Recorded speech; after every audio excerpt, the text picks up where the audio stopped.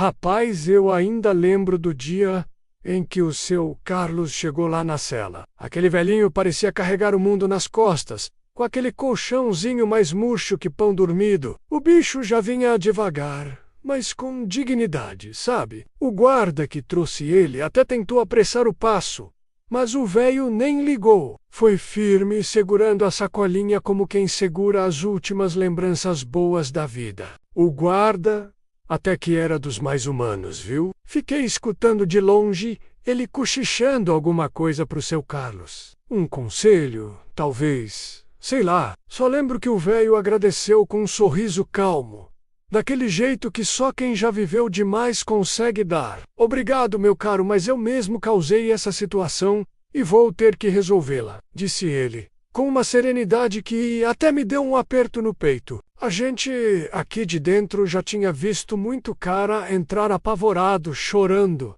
pedindo ajuda, mas aquele velhinho parecia até que estava indo para um retiro, não para cadeia. E olha, ele nem foi para qualquer cela não. Botaram o homem lá no fundão, onde só joga quem eles querem esquecer. Quando o diretor abriu a porta da cela, soltou logo aquela frase dura, meio fria. Bem, aposentado, agora essa vai ser sua nova casa. Mas o Carlos só ajeitou os ombros e entrou, como quem aceita o destino, sem se dobrar a ele. Eu, lá do meu canto, senti que aquele homem carregava uma história pesada e bonita também. Assim que a porta da cela se fechou atrás dele, o seu Carlos parou uns segundos, respirando fundo. O calor ali dentro era de rachar. E o cheiro? Bom, você pode imaginar. Aquele bafo do sewer. Mofo e tristeza que só cadeia velha tem. O velho se encostou na parede, meio tonto, mas firme. Eu via que ele estava tentando se segurar para não mostrar fraqueza. E olha, ele não se escondeu não. Logo foi cumprimentando a gente, com um olá a todos cheio de educação, coisa rara por ali. A maioria dos novatos entra calado ou já querendo bancar o valentão. Mas o Carlos era diferente. Um homem com alma leve, mesmo com um corpo cansado. A resposta que ele recebeu foi só um murmurinho. Ninguém se empolgou muito. Aqui dentro, a gente aprende a desconfiar de simpatia logo de cara. Mas eu senti que tinha alguma coisa diferente ali. O velho parecia um fantasma que já conhecia o lugar, mas estava voltando só para visitar. A cela estava entupida de gente. Beliche para todo lado. Espaço quase nenhum. Vi que ele ficou procurando um canto para colocar o colchão. E aí, como se já fosse combinado, um dos mais abusados da cela, o Paulo, resolveu abrir a boca. Ei, velho, por que está aí parado feito uma estátua? O seu Carlos respondeu na boa, dizendo que só queria um cantinho para se ajeitar. A voz dele era calma, meio rouca, daquele tipo que já viu muita coisa. Mas o Paulo, que era valentão e adorava humilhar os outros, não perdeu a chance de fazer graça. Você vai morar no galinheiro, velho. Não tem outro lugar para você. Rapaz, quando o Paulo falou de galinheiro, eu até dei uma risadinha de canto. Mas o seu Carlos, coitado, ficou mesmo sem entender, com aquela cara de quem pensou que ia encontrar galinha de verdade por ali. Que tipo de galinheiro é esse? Tem galinhas aqui? Perguntou ele, tudo inocente. Aí pronto. A cela inteira caiu na gargalhada. Até eu, que costumo ficar na minha, não aguentei. Mas foi riso misturado com pena, sabe? Porque era óbvio que aquele velhinho não tinha ideia do que o esperava. Só que o Paulo não estava rindo por diversão não. Os olhos dele estavam cheios de veneno. Quando ele viu a brecha, quis humilhar mesmo. Boa piada, velho. Mas se continuar zombando, quebro suas costelas num instante. Você já entendeu onde está? E apontou pro pior lugar da cela. Um espacinho do lado de um balde, onde ninguém queria ficar nem por um minuto. Era ali que jogavam os mais rejeitados. O famoso galinheiro. O seu Carlos olhou aquilo com um misto de tristeza e cansaço. Dava para ver que o peito dele estava apertado. E foi aí, meu amigo, que a coisa começou a mudar. Do alto do beliche, O Clayton, aquele rapaz forte e justo que já estava há um tempo ali com a gente, pulou no chão de um jeito que fez todo mundo ficar quieto. Ei, Paulo, por que está perturbando o velho? O Paulo até tentou manter a pose, mas deu para ver que ficou meio desconcertado. Ninguém gostava de bater de frente com o Clayton. O clima na cela pesou. A gente já sabia.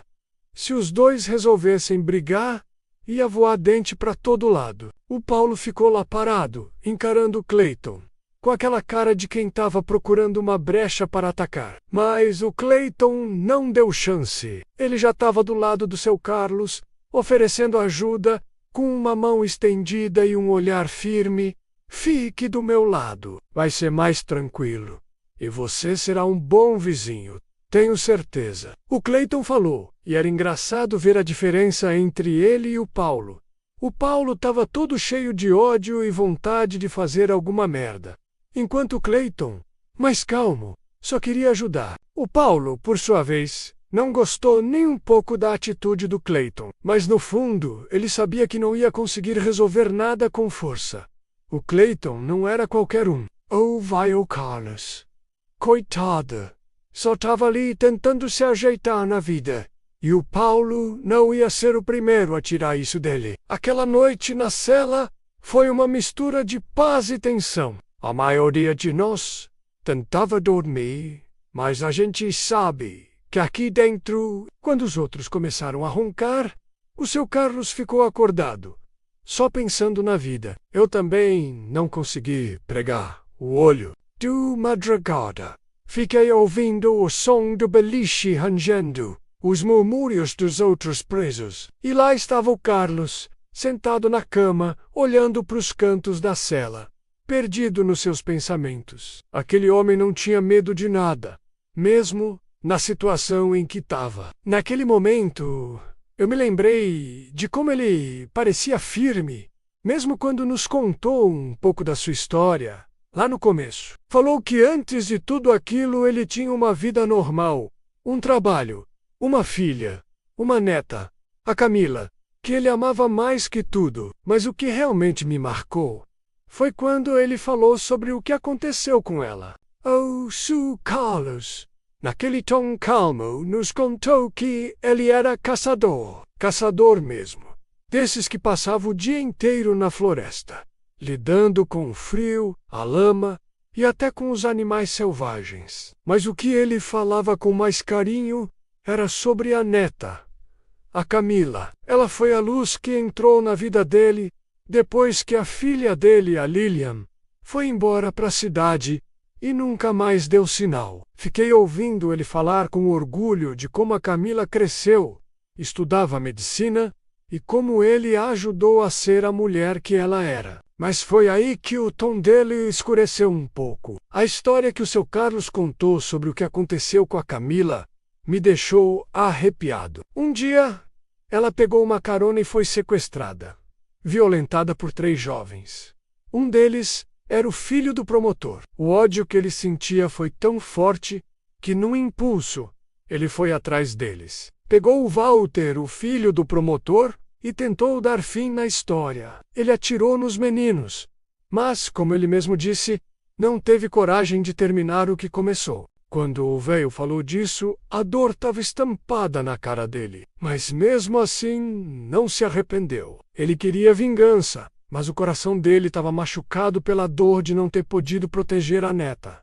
Foi isso que o trouxe até aqui, nessa prisão. Ele olhou para a gente, com os olhos cansados, e disse: "Não me arrependo de nada. Só queria ter sido mais rápido. Não tenho mais nada, só a Camila." E ali naquela cela, com aqueles caras violentos e duros, o seu Carlos parecia mais humano do que muita gente que eu já vi. Ele podia estar preso, mas a dignidade dele ainda estava intacta. Aquelas palavras marcaram todo mundo na cela. O tempo passou, e os dias dentro da prisão foram se arrastando. Mas, mesmo com toda a dureza do lugar, eu via que o seu Carlos não perdia o brilho nos olhos. Ele podia estar preso, mas a força dele, a dignidade que ele tinha, era algo que poucos conseguiam manter aqui dentro. A vida dele tinha sido marcada pela dor, mas também por uma coragem silenciosa, de quem sabia o que era certo e errado, mesmo quando o mundo parecia estar contra. Eu sabia que ele não estava ali por maldade, mas por uma raiva justa, uma raiva de quem viu a neta, que ele amava mais que tudo, ser destruída por essa sociedade podre, e eu não podia deixar de respeitar o que ele fez, embora fosse arriscado e errado. Foi aí que começou a amizade entre ele e o Clayton. O Clayton, que também tinha sido injustiçado, era outro tipo de homem, forte, mas com um coração que mesmo na prisão ainda batia por algo bom. Eles começaram a trocar cartas com a Camila que estava do lado de fora, e foi nesse contato que algo nasceu. O Clayton começou a se apaixonar pela neta do Carlos. E mesmo aqui dentro, parecia que o amor tinha encontrado um jeito de se fazer presente, como se a prisão não fosse capaz de impedir nada. E foi nesse cenário, com tanto ódio e sofrimento, que um verdadeiro laço de amizade se formou entre o seu Carlos e o Clayton. Eles eram diferentes, mas compartilhavam uma dor que os unia de um jeito que ninguém poderia entender. Carlos tratava o Clayton quase como um filho, e Clayton, por sua vez, estava disposto a proteger o velho de tudo que fosse possível. O tempo foi passando e a amizade entre o seu Carlos e o Clayton só foi ficando mais forte. Clayton era jovem, mas tinha uma sabedoria que impressionava. Já tinha vivido de tudo, e a injustiça que ele sofreu fez com que ele entendesse o quanto o mundo podia ser cruel. Mas no fundo, ele nunca perdeu a esperança de que as coisas poderiam melhorar. E foi quando o Paulo, aquele cara lá da cela que sempre tinha uma raiva de tudo e de todos, resolveu criar mais uma confusão. Ou vai o Carlos. Como sempre, tentava não dar trela, mas o Paulo não deixava. Ele não queria deixar o Carlos em paz. Queria arrumar briga de qualquer jeito, mas o Clayton não ia deixar isso acontecer. Era como se o Clayton fosse o escudo do seu Carlos, protegendo ele de todas aquelas coisas ruins que o mundo ainda insistia em jogar sobre ele. Foi então que a coisa ficou feia de verdade. Paulo, com aquela cara de poucos amigos, chegou para cima do Carlos e tentou agredir ele de novo. Mas o Clayton, no impulso, se colocou na frente e o Paulo não teve escolha. A tensão ficou no ar, como se o tempo tivesse parado. Aquele momento ia decidir o que aconteceria dali para frente. Eu vi o Paulo avançando, mas antes que a coisa pudesse se transformar em briga de verdade, o Clayton levou a facada. O cara foi ferido. E foi por causa do seu Carlos que ele levou a facada, defendendo o velho. A sala inteira ficou em silêncio por um segundo. Mas o Clayton, com aquele sangue frio, que só quem já sofreu muito pode ter, não reagiu de forma agressiva. Ele simplesmente olhou para o Paulo, com os olhos cheios de uma dor que vinha de muito antes, e disse: "Isso não vai me parar." Foi aí que eu entendi o que estava acontecendo. O Clayton não estava só defendendo o Carlos. Ele estava ali, como se fosse o filho que o velho nunca teve. E o Carlos, por sua vez, via nele o que talvez ele tivesse perdido ao longo da vida. Um propósito maior, um sentido para continuar lutando. E naquele momento, quando o Clayton ficou ali, ferido, eu soube que a situação poderia ter mudado tudo. Mas o que me impressionou mesmo foi ver a força do seu Carlos. Ele, o velho com todo aquele peso nas costas, se virou para o Clayton e disse: "Não se preocupe, meu filho. Eu vou estar aqui." Depois daquele incidente com o Clayton, a coisa na prisão ficou tensa. Eu não sabia como a situação ia se desenrolar. Mas uma coisa eu sabia: o seu Carlos estava ali para ficar firme. Mesmo com toda a violência que acontecia ao redor, ele ainda tinha aquele brilho no olhar, como se não fosse deixar a vida apagar tudo o que ele acreditava. E o Clayton, com aquele jeito calmo e forte, era o que mais parecia ser o pilar dele ali dentro. A prisão não era lugar para ninguém se sentir seguro, mas de alguma forma, quando o Clayton ficou ali para proteger o velho, eu senti que o destino deles estava traçado. Clayton, com a faca cravada na pele, parecia que não ia aguentar, mas o Carlos não deixava ele cair. Era como se fosse um pacto silencioso entre eles. Eu te protejo e você me dá a força para seguir. E eu, lá da minha cama de beliche, vi tudo isso acontecer. O respeito por aqueles dois só crescia. O que mais me impressionava era que o Clayton, mesmo ferido, não chorou, não reclamou, não procurou vingança. Ele aceitou o que tinha acontecido, como se já soubesse que a vida o estava testando mais uma vez. A dor de sua ferida não era nada comparada ao que ele tinha enfrentado na rua, antes de vir parar ali. O Clayton tinha uma visão diferente da maioria de nós. Ele não estava mais interessado em vingança ou em fazer justiça com as próprias mãos. Ele queria algo mais. O seu Carlos, com o jeito simples dele, sabia disso. Ele sabia que o Clayton estava com ele por um motivo maior. E isso só fortalecia a amizade dos dois. O velho, com sua tranquilidade de sempre, fez o que qualquer pai faria. Cuidou do Clayton até ele se recuperar. E o Clayton, com aquele olhar de gratidão, passava a ser mais que um amigo. Ele se tornava parte da família de Carlos. Eu vi isso acontecer bem diante dos meus olhos. Era como se o Clayton, depois de tanta dor e sofrimento, tivesse finalmente encontrado um pouco de paz. Isso vinha dele e seu Carlos. E aos poucos as cartas que o velho trocava com a Camila mostravam que a esperança ainda não estava perdida, que a luta deles não tinha sido em vão. Aos poucos fomos todos vendo que a situação ia se ajeitando. O Clayton se recuperou e o respeito que ele conquistou dentro da prisão foi maior do que qualquer briga ou confusão. Eu, lá do meu canto, vi a transformação de um jovem cheio de raiva para um homem com um propósito mais forte: cuidar de quem ama e fazer o certo. Os dias foram passando, e com o tempo a prisão parecia menos opressiva. Pelo menos para o seu Carlos e o Clayton. Era engraçado porque a gente que vive aqui dentro sabe como as coisas funcionam. Ou você se adapta e vai com o fluxo, ou vira parte do caos. Mas o Carlos e o Clayton, eles não precisavam disso, eles eram diferentes. O velho, com a sabedoria da vida e a calma de quem já viu o pior.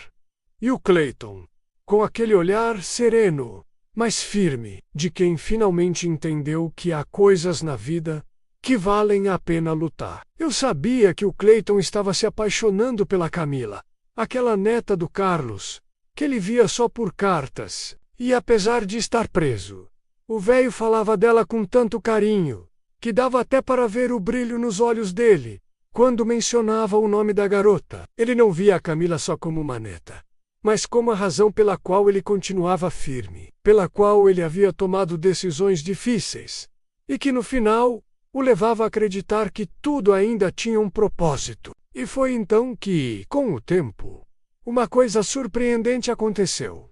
Ambos, o Carlos e o Clayton, foram libertados. Eu não sabia como isso tinha acontecido, se foi por causa das cartas, por causa da insistência da Camila, ou por um golpe de sorte. Mas o fato é que, depois de toda aquela história de dor, amor e luta, os dois saíram. E foi um alívio, posso dizer, porque lá dentro a gente vê essas coisas e sente que às vezes as coisas podem mudar. Mas o mais bonito de tudo, meus amigos, é o que aconteceu depois. O Clayton e a Camila se casaram, e o Carlos, aquele homem que por tanto tempo esteve preso e marcado pelo destino, finalmente encontrou a paz. Ele não precisou de mais nada. Aquele amor de avô, de pai, que ele tinha foi recompensado de uma forma que ele jamais imaginou. Eu não sei se vocês conseguem entender, mas para mim, aquele dia foi como se a prisão tivesse deixado de existir. Eles, os três, formaram uma família onde a dor e a luta do passado ficaram para trás.